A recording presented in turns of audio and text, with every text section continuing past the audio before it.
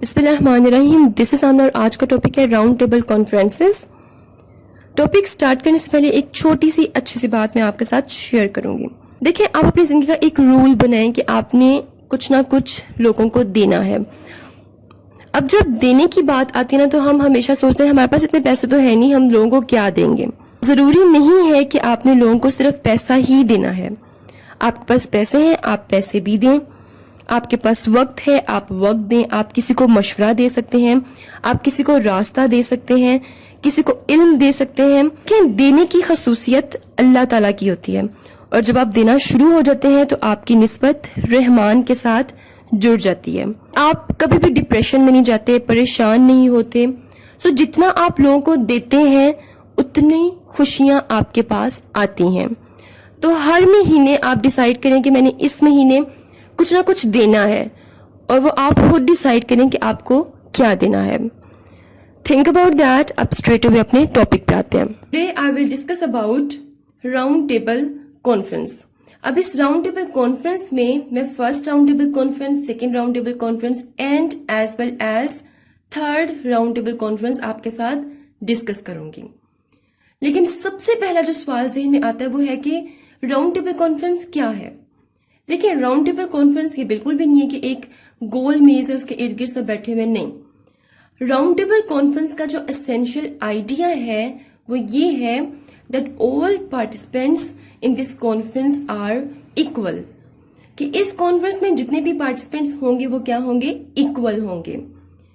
یہ اس کا ایک اس طرح کا اسینشیل آئیڈیا ہے کہ جس پہ گاندھی بہت غصے میں آ گئے اور انہوں نے ایک وائلنٹ قسم کی اسپیچ کر دی. وہ ہم پڑھیں گے آگے, لیکن ابھی راؤنڈ ٹیبل کانفرنس کو انڈرسٹینڈ کرنا ضروری ہے.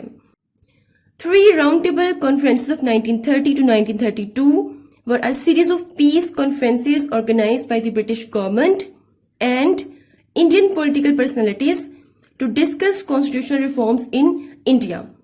کتنی راؤنڈ ٹیبل کانفرنسز ہوئی تھیں؟ 3 ہوئی تھیں. کب ہوئی تھیں؟ 1930 سے 1932 تک ہوئی تھیں.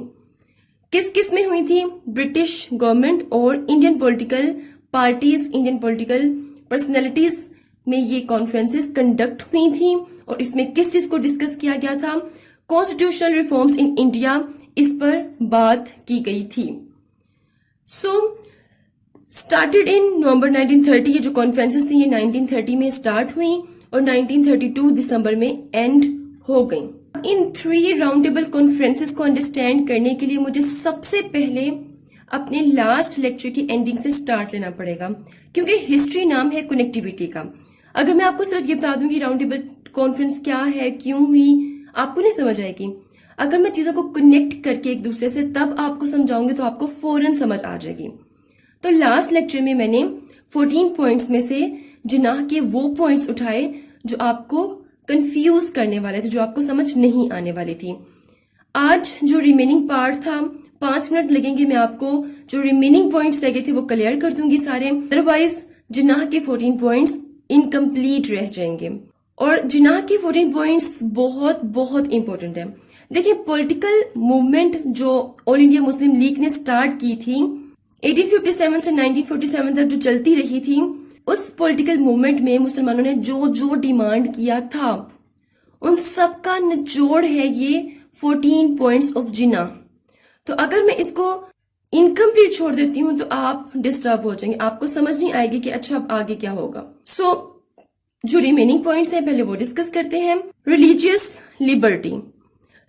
Liberty, religious freedom, economic freedom, political freedom, یہ کچھ اس طرح کی ہماری ڈیمانڈس ہیں جو آج کل بھی ہم مانگتے ہیں اپنی گورنمنٹ سے, اپنے ملک سے ہم مانگتے ہیں. ہم کہتے ہیں کہ ہمیں ریلیجیس فریڈم ملے. تو قائد اعظم نے 14 نکات میں تب ریلیجیس فریڈم کی بات کی تھی. نمبر 2, بل اور ریزولوشن اباؤٹ کمیونٹیز. یہ بہت امپورٹنٹ پوائنٹ ہے. یہ ایک ایسا پوائنٹ ہے جو قائد اعظم نے لکھنؤ پیکٹ میں بھی لکھا تھا اور ایز اٹ از یہ پوائنٹ اپنے 14 نکات میں بھی ایڈ کر دیا. بہت مزے کا پوائنٹ ہے, سمجھنے کی اس کو ضرورت ہے. سو یہ پوائنٹ کیا تھا؟ اس پوائنٹ میں قائد اعظم نے کہا کہ ایک لیجسلیٹو, ایک اسمبلی میں جب ایک بل پاس کیا جاتا ہے تو جو آفیشلز ہوتے ہیں ان کو یہ رائٹ نہیں ہے کہ وہ مائنورٹیز کے کنسنٹ کے بغیر وہ بل پاس کر دیں. قائد اعظم نے کہا کہ اگر ایک اسمبلی میں بل پاس ہونا ہے اور اگر 75% مائنورٹی اس بل کو ریجیکٹ کر دے تو آفیشلز اس بل کو پاس نہیں کر سکتے. مطلب ایک طرح سے قائد اعظم نے مائنورٹیز کے رائٹس کی بات کی ہے. قائد اعظم نو ڈاؤٹ میں ہر ویڈیو میں یہ ریپیٹ کرتی ہوں ایک ڈائنامک ایک ویژنری لیڈر تھے. انہوں نے مائنورٹیز کے رائٹس کو بہت بہت امپورٹنس دی. اسی لیے قائد اعظم کو چیمپئن بی کہتے ہیں, چیمپئن آف مائنورٹی رائٹس بی کہتے ہیں. دین نمبر 3, قائد اعظم نے کہا کہ 33% ministers in any province. Quaid اعظم نے کہا کہ کوئی بھی پروونس ہے وہاں پہ کسی کی بھی حکومت ہے, چاہے مسلمانوں کی, چاہے ہندوؤں کی, چاہے سکھوں کی, چاہے برٹش کی, جس کی مرضی حکومت ہے. ہر پروونس میں مسلمانوں کے 33% منسٹرز ہوں گے. کیسے؟ فرض کریں کہ ایک پروونس ہے, وہاں کی جو اسمبلی ہے وہ 20 سیٹس پہ کنسسٹ کرتی ہے. اب 20 میں سے 33% مسلمانوں کو تبھی ملے گی سیٹس جب ان کے 6 سے 7 منسٹرز اس اسمبلی میں ہوں گے. تو آپ خود سوچیں کہ کانگریس سیٹس نہیں دینا چاہتی مسلمانوں کو, تو وہ ان کو منسٹرز کس طرح سے اسمبلی میں رکھ سکتی ہے. تو یہ کچھ ریمیننگ پوائنٹس تھے جو بہت امپورٹنٹ تھے. Hope you understand. اگر قائد اعظم کے 14 نکات نہ ہوتے اور 12 نکات ہوتے اور کانگریس میں کوئی عقل مند لیڈر ہوتا تو وہ ان کو ایکسیپٹ کر لیتا. اٹس مین دیٹ کہ قائد اعظم کے 14 پوائنٹس میں 2 پوائنٹس ایسے تھے جن کا کانگریس کو ایکسیپٹ کرنا ناممکن تھا. کانگریس کسی صورت ان 2 پوائنٹس کو ایکسیپٹ نہیں کر سکتی تھی. اب وہ 2 پوائنٹس کون کون سے ہیں وہ دیکھتے ہیں. Number 1, protection of provinces in majority. اس پوائنٹ کو میں آپ کو ایک ایگزامپل سے سمجھاتی ہوں. ایک چھوٹا سا سیاست کا فلسفہ ہے اور وہ فلسفہ یہ ہے کہ ایک ملک میں کسی کی بھی حکومت ہو اور اگر اس حکومت کی ہر پروونس میں بھی حکومت ہوتی ہے, مینس جو فیڈرل گورنمنٹ ہوتی ہے, اگر فیڈرل گورنمنٹ کی ہر پروونس میں بھی گورنمنٹ آ جائے تو اس کی گورننس بہت بہترین ہوتی ہے, وہ گورنمنٹ اسٹرانگ ہوتی ہے. اس پوائنٹ کو سمجھنے کے لیے ایک سمپل سی ایگزامپل ہے. ایک ٹائم تھا آصف علی زرداری کی حکومت کا. آصف علی زرداری کی حکومت میں کیا تھا کہ فیڈرل گورنمنٹ کون سی تھی؟ آصف علی زرداری کی تھی, ٹھیک ہے. لیکن پنجاب میں کس کی حکومت تھی؟ جو پنجاب صوبہ ہے اس میں کس کی حکومت تھی؟ نواز شریف کی حکومت تھی. اٹس مین کہ آصف علی زرداری کی جو حکومت تھی اس کی گورننس اتنی بہتر نہیں تھی. تو ایسی حکومت جس کا کنٹرول, جس کی حکومت پروونسز میں بھی آ جائے, جتنے زیادہ پروونس میں کسی کی بھی گورنمنٹ آئے اتنی ہی وہ گورنمنٹ زیادہ اچھی ہوتی ہے, اسٹرانگ ہوتی ہے, اس کی گورننس بہتر ہوتی ہے. تو جو کانگریس تھی وہ بھی اس فلسفے کو آگے لے کے جانا چاہتی تھی. وہ چاہتے تھے کہ برٹش انڈیا میں زیادہ سے زیادہ پروونسز میں ہماری حکومت آئے, لیکن ایسا پاسبل تو نہیں تھا. انہوں نے سوچا ہم ایسا کرتے ہیں جو مسلم میجورٹی پروونسز ہیں ان کی توڑ پھوڑ شروع کر دیتے ہیں. کس طرح؟ اگر یو پی ہے, یو پی ایک پروونس ہے تو اس کو 2-3 پروونسز میں ڈیوائڈ کر دو. اگر مدراس ہے اس کو 3-4 پروونسز میں ڈیوائڈ کر دو. مطلب جتنے بھی ہندو میجورٹی پروونسز ہیں ان کو مزید آگے ری ڈسٹریبیوٹ کر دو, اور جتنے بھی مسلمانوں کے پروونسز ہیں ان کو ایز اٹ از ہی رہنے دو. تو قائد اعظم نے اپنے 14 پوائنٹس میں ایک پوائنٹ یہ لکھا, territorial redistribution shall not in any way affect the Muslim majority in the Punjab, Bengal and NWFP province. Quaid اعظم نے کہا خبردار اگر آپ نے پروونسز کی ری ڈسٹریبیوشن کی, تو اگر آپ نے پروونسز کو ڈیوائیڈ کیا تو جو مسلمان میجورٹی ہے وہ مائنورٹی میں چلی جائے گی. تو اس لیے یہ ہمیں بالکل ایکسیپٹ نہیں ہے. تو یہ جو پوائنٹ تھا یہ ایک ایسا پوائنٹ تھا جو کانگریس کسی صورت بھی ایکسیپٹ نہیں کر پا رہی تھی. وہ کہتے جو مرضی ہو جائے ہم یہ ایکسیپٹ نہیں کریں گے. دین دوسرا پوائنٹ کیا تھا قائد اعظم کے؟ قائد اعظم نے کہا provincial consent necessity for any amendment. دیکھیں نارملی کیا ہوتا ہے کہ ایک اسمبلی ہے نیشنل اسمبلی اینڈ سینٹ وہاں پہ 2/3 میجورٹی بیٹھ کے ڈسکس کرتی ہے اور فیصلے کر لیتی ہے, کوئی بھی امینڈمنٹ لے آتی ہے. لیکن قائد اعظم نے کہا کہ اگر آپ نے کوئی بھی امینڈمنٹ لے کر آنی ہے, چاہے آپ انڈین لیول پر لے کے آئیں, چاہے آپ ود ان پروونس یا پروونشل لیول پر لے کے آئیں, پروونسز کی کنسنٹ ضروری ہے. پروونسز کی مرضی کے بغیر آپ وہ امینڈمنٹ پاس نہیں کر سکتے. تو یہ بھی ایک ایسا پوائنٹ تھا جو کانگریس کو ایکسیپٹیبل نہیں تھا. سو یہاں پہ 14 پوائنٹس ہوئے ہیں ختم. اب بات کرتے ہیں فرسٹ راؤنڈ ٹیبل کانفرنس کی. لاسٹ لیکچر کی اینڈنگ میں نے کہاں پہ کی تھی, میں نے کہا تھا کہ کانگریس نے نعرہ لگا دیا تھا آزادی کا, اور یہ نعرہ کون توڑے گا؟ یہ نعرہ توڑے گا علامہ اقبال. کب, کیسے؟ 1930 میں جو خطبہ اعلی بات ہوگا, out standing speech, presidential speech کی علامہ اقبال نے, وہ میں بعد میں ڈسکس کروں گی. ابھی ہم آ چکے ہیں 1930 میں. یہ جو پوائنٹس میں آپ کے ساتھ ڈسکس کری تھی یہ 1929 میں قائد اعظم نے کانگریس کے سامنے پیش کیے تھے. اب ہم آ چکے ہیں 1930 میں, اور 1930 میں اگین 3 پولیٹیکل فورسز ہیں. کون کون سی؟ کانگریس جس نے آزادی کا نعرہ لگا دیا تھا اور یہ چاہتے تھے کہ ہم کسی بھی قسم کی ریفارمز گیم نہیں کھیلیں گے, ہمیں صرف آزادی چاہیے. اینڈ مسلم لیگ نے بھی اپنے 14 پوائنٹس کانگریس کے آگے رکھ دیے تھے, اب وہ پیچھے نہیں ہٹ سکتے تھے. اور تیسری فورس ہے جی برٹش پولیٹیکل فورس ہے. 1919 کے ایکٹ میں یہ لوگ ریفارمز لے کر آئے. 1919 سے آنورڈ دیکھیں اب 1930 آ چکا ہے, اور یہ کوشش کر رہے ہیں کہ کسی طرح ہم ریفارمز لے آئیں برٹش انڈیا میں, لیکن یہ نہیں لے کے آ رہے ہیں. تو ان کے لیے بھی ایک شیم کی سچویشن ہے. برٹش اس ٹائم بہت پریشان ہے کہ اب کیا کیا جائے. برٹش نے سوچا کہ ہم ایسا کرتے ہیں کہ ایک راؤنڈ ٹیبل کانفرنس ہیلڈ کرتے ہیں, اور وہاں پہ مسلم لیگ اور کانگریس کو بلاتے ہیں, اور وہاں پہ بیٹھ کے بات کرتے ہیں کہ آگے ہمیں کیا کرنا چاہیے. So first round table conference کب ہوئی ہے؟ 1930 میں ہوئی ہے. 1930 میں مسلم لیڈرشپ ڈیوائیڈ ہوگی ہے 2 حصوں میں. اب مسلم لیڈرشپ یہاں پہ میں اس سینس میں لے رہی ہوں کہ آل انڈیا مسلم لیگ جو سی ہے اس لیڈرشپ کو میں مسلم لیڈرشپ کہہ رہی ہوں. تو آل انڈیا مسلم لیگ میں جتنے بھی لیڈرز تھے وہ 2 حصوں میں ڈیوائیڈ ہو گئے. جو آدھے تھے وہ کہاں چلے گئے؟ لندن. لندن کیوں گئے؟ کیونکہ وہاں پہ راؤنڈ ٹیبل کانفرنس ہونی تھی. اور جو آدھے تھے وہ کہاں رہ گئے؟ برٹش انڈیا رہ گئے. کیوں؟ کیونکہ وہاں پہ سالانہ اجلاس ہونا تھا جسے خطبہ اعلی بات کہتے ہیں, جس میں ایک پریزیڈینشل اسپیچ کی علامہ اقبال نے. تو اس لیے مسلم لیڈرشپ کیا ہو گئی؟ ڈیوائیڈ ہوگی. آدھی لندن چل گئی اور آدھی برٹش انڈیا میں رہی اور اپنا کام کیا. نا first round table conference British نے آرگنائزڈ کروائی, اور انہوں نے دعوت دی کسے؟ آل انڈیا مسلم لیگ کو اور کانگریس کو کہ آپ آئیں, ہم بیٹھتے ہیں, ہم بیٹھ کے بات کرتے ہیں, جو بھی مسئلہ ہے ہم ٹھیک کر لیں گے, آپ جیسے کہیں گے ہم ویسے کریں گے, ریفارمز لے کر آئیں گے. لیکن کانگریس نے کہا کہ ہم تو جو پہلی راؤنڈ ٹیبل کانفرنس میں نہیں آ رہے ہیں. لیکن All India Muslim League first round table conference میں گئی. یہ وہ ٹائم تھا جب سائمن کمیشن رپورٹ بھی آ چکی تھی. اب یہ ایک ایسا ٹائم تھا جب قائد اعظم کے پاس بہت اچھا موقع تھا کہ وہ اپنے پوائنٹس کانگریس کی غیر موجودگی میں برٹش سے منوا سکتے تھے اس کانفرنس میں, اور قائد اعظم نے ایسا کیا بھی. اب جو سائمن کمیشن رپورٹ آئی ہے, یہ رپورٹ قائد اعظم کے جتنے بھی ٹارگیٹس, آبجیکٹیوز یا گولز تھے ان کے قریب تھی. مطلب قائد اعظم نے کہا تھا کہ فیڈریشن گورنمنٹ ہونی چاہیے, تو سائمن کمیشن نے بھی یہی رپورٹ دی. قائد اعظم نے کہا کہ NWFP اینڈ بلوچستان میں ریفارمز آنی چاہیے.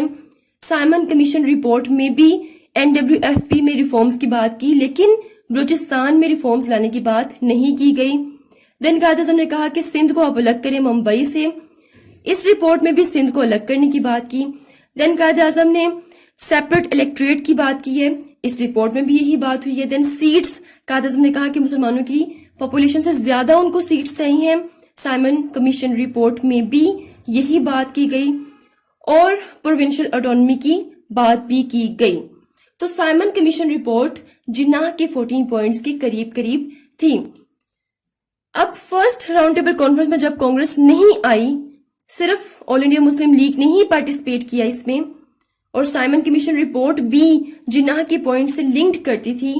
تو یہ جو کانفرنس تھی یہ برٹش کے لیے نہ تو فیلئر میں آتی تھی اور نہ ہی سکسیس میں آتی تھی. اب برٹش ہو گئے تھوڑے سے پریشان. انہوں نے کہا کہ اگر ابھی بھی ہم خاموش بیٹھے رہے تو جو کانگریس ہے اس نے برٹش انڈیا میں سول ڈس اوبیڈینس کی ایک موومنٹ سٹارٹ کر دی تھی, کیونکہ وہ صرف گلی گلی میں جا کر ایک ہی نعرے لگا رہے تھے کہ ہمیں آزادی چاہیے, ہمیں آزادی چاہیے. سو برٹش نے گورنر جنرل آف انڈیا جس کا نام تھا لارڈ ارون, اس کی ایک رسپانسبلٹی لگائی. برٹش نے کہا کہ گورنر جنرل آپ کی رسپانسبلٹی کہ آپ نے کانگریس کو کنونس کر کے سیکنڈ راؤنڈ ٹیبل کانفرنس میں لے کر آنا ہے تاکہ ہم ان سے بات کر سکیں, تاکہ یہ جو آزادی کا نعرہ لگا رہے ہیں ہم اسے ختم کر سکیں. اب گورنر جنرل آف انڈیا کی یہ ڈیوٹی تھی کہ کانگریس کو کسی طرح سے کنونس کرے اور سیکنڈ راؤنڈ ٹیبل کانفرنس میں لے آئے. دین کیا ہوا کہ ایک پیکٹ سائن ہوا, اسے کہتے ہیں گاندھی ایون پیکٹ, جو کب سامنے آیا, مارچ 1931 میں یہ سامنے آیا. سو اس پیکٹ میں یہ ڈیسائیڈ ہوا کہ کچھ باتیں کانگریس ہماری مانے اور کچھ برٹش ہماری مانے, اور پھر ہم راضی ہوں گے سیکنڈ راؤنڈ ٹیبل کانفرنس میں جانے کے لیے. سو کیا تھا یہ پیکٹ؟ پولیٹیکل ایگریمنٹ تھا ایک, جو کہ سائنڈ ہوا کس میں, گاندھی میں, and as well as Lord Irwin میں. لارڈ ارون کون تھا؟ گورنر جنرل آف انڈیا تھا اس وقت. Before second round table conference in London آ جائے گا. ٹھیک ہے, اب اس ایگریمنٹ میں یہ ڈیسائیڈ ہوا, گاندھی نے کہا برٹش کو, گورنر جنرل کو اس نے کہا کہ آپ کے پاس جتنے بھی قیدی ہیں ان سب کو رہا کر دو. دین گورنر جنرل نے کہا ٹھیک ہے ہم ان کو رہا کرتے ہیں, آپ بھی ہماری بات مانیں کہ برٹش کی جتنی بھی پروڈکٹس ہیں ان کو بین نہ کریں برٹش انڈیا میں. تو گاندھی نے کہا ٹھیک ہے ہم انہیں بین نہیں کریں گے, آپ قیدی رہا کریں, ہم برٹش پروڈکٹس کو بین نہیں کریں گے, ٹریڈ ویسے چلتی رہے گی, فلرش ہوتی رہے گی ٹریڈ انڈیا میں.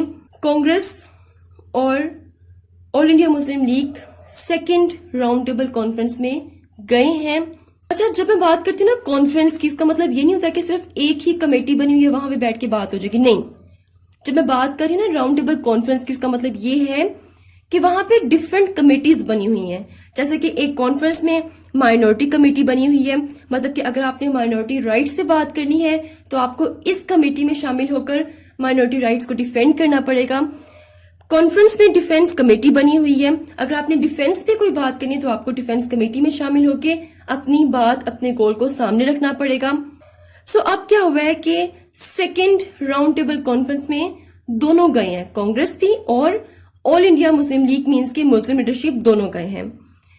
لیکچر کے بالکل سٹارٹ میں نے ایک سینٹینس بولا تھا کہ راؤنڈ ٹیبل کانفرنس کا مطلب ہوتا ہے آل پارٹیسپینٹس آر ایکول. تو گاندھی نے جا کر ایک سپیچ کی, یہ بہت سٹرونگ قسم کی سپیچ مانی جاتی ہے گاندھی کی, آپ گوگل سے نکال کے پڑھ بھی سکتے ہیں. یہ اتنی سٹرونگ, اتنی وائلنٹ قسم کی سپیچ تھی کہ اس نے سیکنڈ کانفرنس کو فلاپ کر دیا. اب اس سپیچ میں کیا تھا, گاندھی نے سب سے پہلے وہی پوائنٹ اٹھایا جو میں نے آپ کو اس لیکچر کے سٹارٹ میں ایک لائن بولی تھی کہ تمام پارٹیسپینٹس ایکول ہیں. گاندھی نے کہا سب سے پہلی بات تو یہ ہے کہ آپ نے یہ جو قائد اعظم کو ہمارے سامنے بٹھا دیا, آپ نے جو مسلم لیڈرشپ کو ہمارے سامنے بٹھا دیا ہے, ہماری نظر میں یہ کچھ نہیں ہے. گاندھی نے کہا کہ ہم سب ایکول نہیں ہیں, ہم سب ایکول پارٹیسپینٹس نہیں ہیں, کیونکہ برٹش انڈیا میں صرف ہم ہی ریئل ریپرزینٹیٹیو ہیں. یہ جو مسلم لیڈرشپ ہے یہ تو ریئل ریپرزینٹیٹیو ہے ہی نہیں. اچھا, یہ بات یاد رہے کہ اس ٹائم کی جو سیاست ہے وہ بہت مزے کی سیاست تھی, اس میں بڑی عزت تھی ایک دوسرے کے لیے. لیکن جو آج کل کی سیاست ہے یہ تو بہت ہی ریونج قسم کی, اس میں کریکٹر اسیسینیشن بھی ہو جاتی ہے. لیکن اس وقت کی سیاست بہت ریسپیکٹفل سیاست تھی. اب ایک طرف گاندھی اور جناح دونوں کے گول ڈفرنٹ ہیں, لیکن دونوں پولیٹیکل ڈفرنس ہونے کے باوجود ایک دوسرے کی بہت بہت زیادہ عزت کرتے تھے. اب آج اگر آپ ایک سیکنڈ کے لیے ہی ٹی وی آن کریں, جیو لگائیں, ARY نیوز لگائیں, کچھ بھی لگائیں, آپ کیا سنیں گے کہ فواد چودھری نے اس پولیٹیکل پارٹی کے پرسن کے لیے یہ کہہ دیا, یہ کہہ دیا, اس طرح آپ یہ سب کچھ سنیں گے. کیوں؟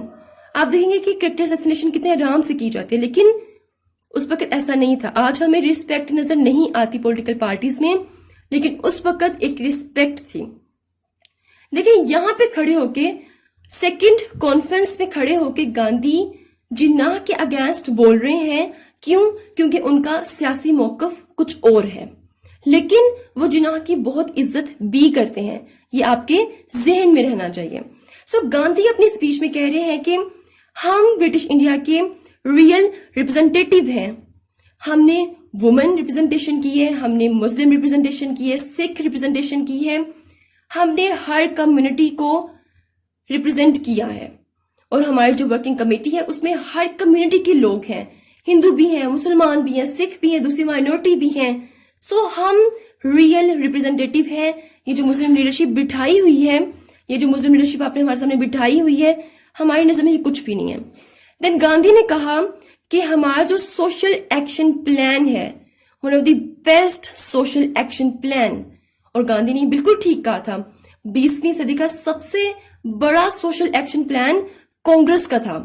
تو گاندھی نے کہا کہ ہمارا ایکشن پلان تو آپ دیکھیں ایک دفعہ، ہم گھر گھر جا کے آٹا دیتے ہیں، چینی دیتے ہیں، تو وہ ہیلپ کرتے تھے. ان کا ایکشن پلان بہت بڑا تھا، یہ بات فیکٹ ہے. دین گاندھی نے کہا ٹو دی پوائنٹ بات کرتے ہیں. گاندھی ویسے نان وائلنس کے بہت بہت بہت اگینسٹ تھے، لیکن اس اسپیچ میں انہوں نے وائلنس دکھایا تھا. گاندھی نے برٹش کو چیلنج کیا.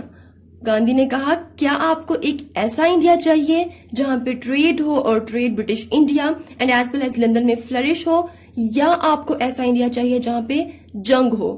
تو ایک طرح سے گاندھی نے برٹش کو تھریٹ کیا، اور بہت اوتھینٹک قسم کی، بہت ہی اسٹرانگ وائلنٹ بیسڈ وہاں پہ گاندھی نے اسپیچ کی، اور اسپیچ کر کے واپس آگے کچھ بھی نہیں سنا. تو اس لیے یہ جو سیکنڈ کانفرنس تھی وہ کیا تھی، فلوپ ہو گئی، اور ایک طرح سے پھر برٹش کے لیے شیم ہو چکی تھی. تو برٹش نے کہا کہ اب ہمیں کیا کرنا چاہیے. برٹش نے سوچا کہ ہم ایک دفعہ اس سچویشن کو سمجھنے کی کوشش کرتے ہیں، دین ہم سوچیں گے کہ ہمیں نیکسٹ کیا کرنا ہے. برٹش نے سوچا کہ یہ جو کانگریس بار بار آزادی کا نعرہ لگا رہی ہے، دیکھیں یہ یاد رکھنا ہے آپ نے کہ اس ٹائم یہ جو سچویشن تھی 1930s کی، یہ جو سچویشن تھی اس ٹائم مسلمان برٹش کو تنگ نہیں کر رہے تھے. تنگ کون کرتا؟ صرف کانگریس تنگ کری تھی، کیونکہ ابھی تک مسلمانوں نے آزادی کا نعرہ نہیں لگایا تھا. لیکن یہ یاد رہے کہ برٹش کی ایڈمنسٹریشن کے انڈر رہنا مسلمانوں کے لیے شاید پاسبل تھا، لیکن کانگریس کی ہندوؤں کی ایڈمنسٹریشن کے انڈر رہنا مسلمانوں کے لیے پاسبل نہیں تھا. اس لیے مسلمان بھی چاہتے تھے کہ یہ جو نعرہ آزادی کا کانگریس نے لگایا ہے اس کو توڑا جائے، اور اس کو توڑا بھی. اب برٹش نے کہا کہ ہمیں ایک کنکلوژن پہ پہنچنا ہے، دین ہمیں دیکھنا ہے کہ ہم نے کیا کرنا ہے. برٹش نے آبزرو کیا کہ کانگریس کو صرف آل انڈیا مسلم لیگ کے ساتھ مسئلہ نہیں ہے، بلکہ پروونشل لیول پہ جو چھوٹی چھوٹی پولیٹیکل پارٹیز ہیں ان سب سے کانگریس کو مسئلہ ہے. کیونکہ کانگریس کیا ڈیمانڈ کری ہے؟ ڈومینین سٹیٹس ڈیمانڈ کری ہے. اگر ہم بنگال میں دیکھیں تو وہاں پہ کسان پارٹی ہے اور ہندو اور مسلمانوں کی اکٹھی ایک پارٹی ہے. اگر ہم پنجاب میں دیکھیں تو ہندو، مسلمان اور سکھ ان کی اکٹھی پارٹی ہے. اگر یو پی اور مدراس میں دیکھیں تو وہاں پہ ہندو میجورٹی تو ہے، لیکن ہندو مہاسبھا وہاں پر ہے. تو اگر ہم نوٹ کریں تو جو پروونسز تھے وہاں پہ کانگریس کی ڈومینیشن نہیں تھی، کانگریس ڈومینیٹ وہاں پر نہیں ہو رہی تھی. تو کانگریس کو صرف آل انڈیا مسلم لیگ کے ساتھ ہی ایشو نہیں تھا، کانگریس کو تمام چھوٹی چھوٹی پولیٹیکل پارٹیز کے ساتھ بھی مسئلہ تھا. کانگریس چاہتی تھی ہمیں ایک ڈومینین سٹیٹس ملے. تو برٹش نے یہ انڈرسٹینڈ کر لیا کہ کانگریس چاہتی کیا ہے، کس وجہ سے آزادی کا نعرہ لگا رہی ہے. دین 1932 میں پرائم منسٹر آف انگلینڈ نے ایک ایوارڈ پیش کیا. اس ایوارڈ کو کہتے ہیں کمیونل ایوارڈ. اب اس کمیونل ایوارڈ میں پروونسز میں کتنی سیٹس ہوں گی، میجورٹی کو کتنی سیٹس ملیں گی، سب ایکسپلین کر دیا گیا. اور کمیونل ایوارڈ میں وہ فارمولا ہمیں نظر آیا جو قائد اعظم نے لکھنؤ پیکٹ میں پیش کیا تھا.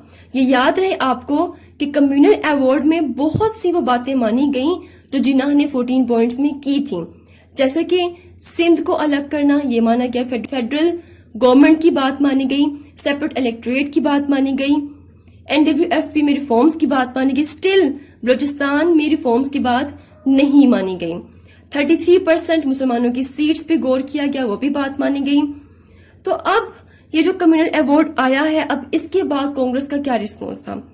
کانگریس اس کمیونل ایوارڈ کے بعد نہ تو ہنس سکتے تھے اور نہ ہی رو سکتے تھے. کیوں؟ دوسری طرف آ جائے گا آل انڈیا مسلم لیگ. آل انڈیا مسلم لیگ نے اس کمیونل ایوارڈ کو ریلوکٹنٹلی ایکسیپٹ کیا. ریلوکٹنٹلی کیوں ایکسیپٹ کیا؟ کہ اگر مسلم لیگ خوشی خوشی کمیونل ایوارڈ کو ایکسیپٹ کرتی اور یہ شو کرواتی کہ ہاں ہماری ڈیمانڈز مانی گئی ہیں, تو کانگریس نے تو برٹش انڈیا میں آگ لگا دینی تھی, ان سے یہ برداشت نہیں ہونا تھا. تو اس لیے آل انڈیا مسلم لیگ جو مسلم لیڈرشپ تھے انہوں نے ریلوکٹنٹلی اس کو ایکسیپٹ کیا, شو یہی کروایا کہ نہیں اس طرح ہونا چاہیے تھا, اس طرح ہونا چاہیے تھا, لیکن وہ خوش بھی تھے. So this is all about round table conferences. Do write your questions in comment section below and hit the like and subscribe button if you haven't yet. ملتے ہیں نیکسٹ ہاٹ ایشو کے ساتھ. مجھے اپنی دعا میں یاد رکھیے. Until then take care and اللہ حافظ.